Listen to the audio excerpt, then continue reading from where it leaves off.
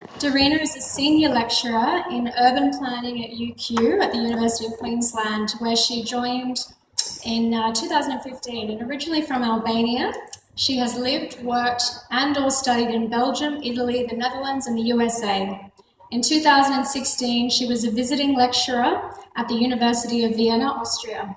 Her research interests encompass urban transport, urban design, and housing, and she has published books and numerous articles. Please welcome Dorina. Thank you. Well, I'm here not to talk about everybody's favorite show, Sex and the City, but about something closer to my heart. This is what I do, but it's also what I care about quite a lot, which is sexism and the city. I'll talk about how women experience the city differently from men and have different needs. So initially, I want to talk about a bit of history, how in the past women lived in these intimate communities close to their extended family, and the family was supportive of them, raised the kids, took care of the elderly, but was also quite restrictive of women.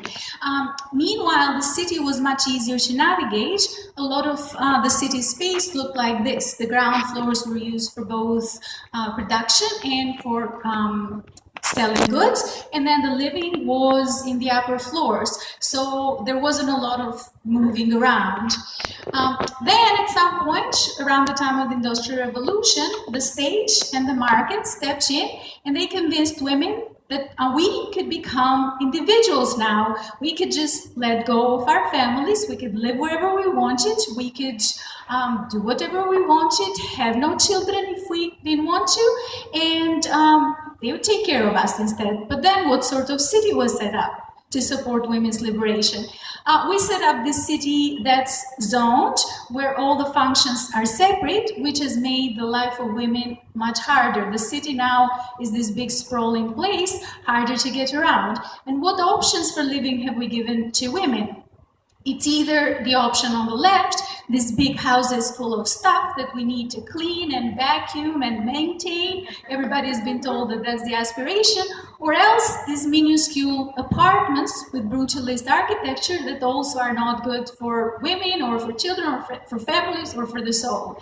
And a lot of these neighborhoods that we've created have turned into food deserts. You can't raise a healthy family in them. Often there is no fresh food to be bought in sight.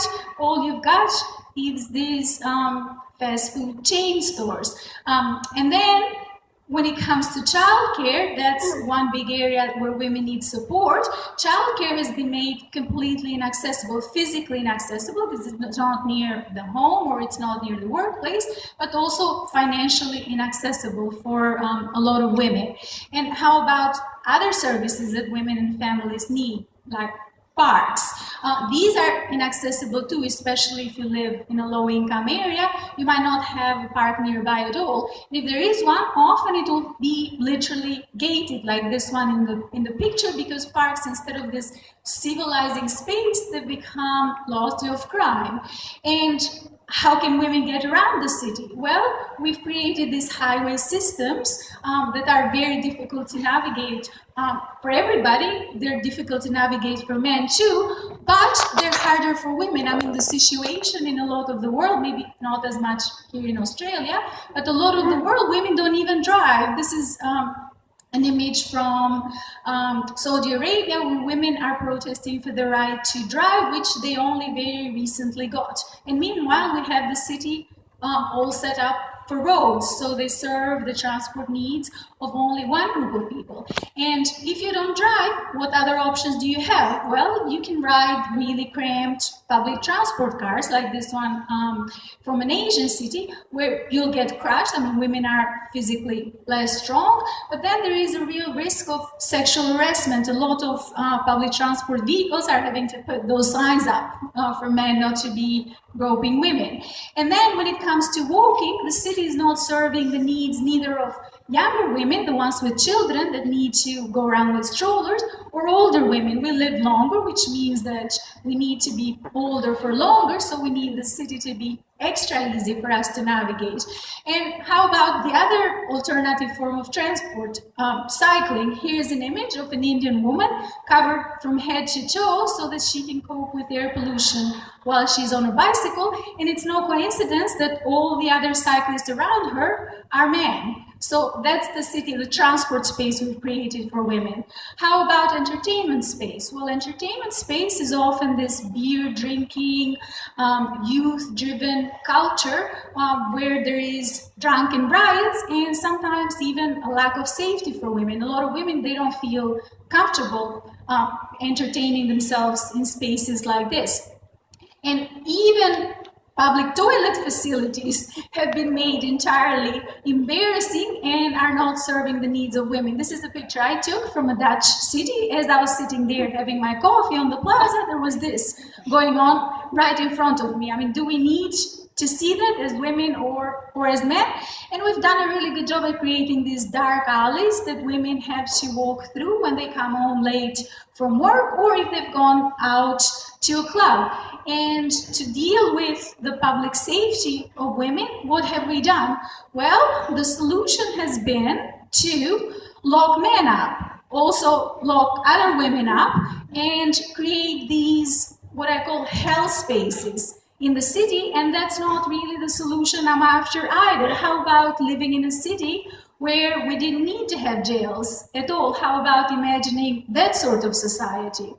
So, is there a clear symbol of male dominance than this skyscraper in the skyline of Barcelona? And to leave no doubt, to leave no room for the imagination, the locals in Barcelona call this the penis. That's how it's known. Well, the point is, where to from here? What do we do? Well, I joined Jessa Crispin. She's a feminist author that I admire, and she says that patriarchy in the city and in society is a failure of the imagination. In the 21st century, feminism should be about entirely reimagining the way we build society and the way we build our cities, and completely let go of the notion that one group can build spaces on behalf of everyone else. Thank you.